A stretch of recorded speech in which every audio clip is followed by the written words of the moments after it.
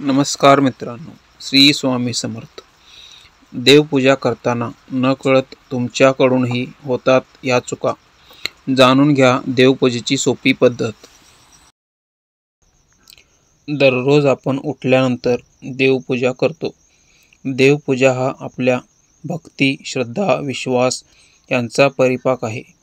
देवपूजा करताना काही जणांकडून काही चुका होतात किंवा काही जणांना देवपूजा कशी करावी याची माहिती नसते. जाणून घेऊया देवपूजा करताना कशी आणि काय काळजी घ्यावी. देवपूजा करताना काही महत्त्वाचे नियम तुम्ही पाळले पाहिजेत. त्यामुळे नक्कीच लक्ष्मी माता तुमच्यावर प्रसन्न राहील. घरात देवपूजा ही दररोज केली पाहिजे. दररोज नित्यनियमाने पूजा केली तर घर हे प्रसन्न राहते. देवाची पूजा करताना तुमचे मन हे नेहमी प्रसन्न असावे, म्हणजे तुमच्या घरातील सगळे सदस्य सुखी राहतात आणि घरातील सगळ्यांच्या इच्छा पूर्ण होण्यास मदत मिळते. देवपूजा कशी करावी? देवपूजा हा आपल्या भक्ती, श्रद्धा, विश्वास यांचा परिपाक आहे. प्रातःकाली स्नानानंतर देवपूजा करावी. सर्व पूजा सामग्री एकत्र करून देवासमोर बसावे. पाणी भरलेला पाण्याचा तांब्या देवाच्या उजवीकडे ठेवावा. प्रथम कलशातील जलात पवित्र नद्यांचे आवाहन करावे. त्यातील जलाने प्रथम शंखाची पूजा करावी. शंख जलाने भरावा. त्यातील पाण्याने आपले शरीर आणि सामग्री यावर शंख जल प्रोक्षण करावे.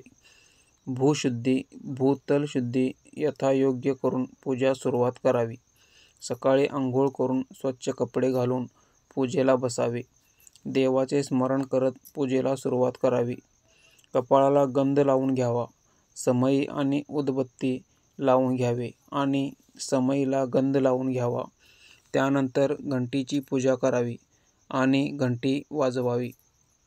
सगळ्या देवांना पाण्याने स्नान घालावे आणि स्वच्छ पुसून सगळ्या देवांना टिळा लावावा. तसेच सगळ्या देवांना फूल वाहावेत. नंतर नैवेद्य दाखवून झाल्यावर तुपाचे निरांजन लावून आरती करावी. देवाची पूजेसाठी काही नियम. देवपूजा करताना नेहमी स्वच्छ आणि धुतलेले कपडे घालूनच पूजा करावी. देवाची पूजा करताना नेहमी आसनावर बसावे. तसेच आपले आसन हे देवापेक्षा उंच नसावे. पूजेला सुरुवात करताना स्वतःच्या कपाळाला कुंकवाचा टिळा, गंध लावून घ्यावा. पूजा करताना तुमचे मन हे एकाग्र असावे. देवपूजा करताना मध्येच उठू नये. पूजा करताना घंटा ही देवघरात ठेवताना ती आपल्या डाव्या हाताला ठेवावी. शंख हा आपल्या उजव्या हाताला ठेवावा. तुपाचे निरांजन हे नेहमी आपल्या उजव्या बाजूला ठेवावे. विड्याची पाने पूजेसाठी वापरताना ते नेहमी पालथे आणि देवाकडे देठ करावे. नारळ ठेवताना नारळाची शेंडी ही देवाकडे करावी. पूजेच्या वेळी कधीही दिव्याने दुसरा दिवा लावू नये. देवाला नमस्कार करताना चप्पल घालून नमस्कार करू नये. तसेच देवघरात चप्पल घालून येऊ नये. श्री स्वामी समर्थ. जय जय स्वामी समर्थ. तुम्हाला ही माहिती कशी वाटली कमेंट करून नक्की सांगा. आवडल्यास लाईक करा. तसेच नवनवीन व्हिडिओ पाहण्यासाठी आपल्या चॅनलला सबस्क्राईब करा.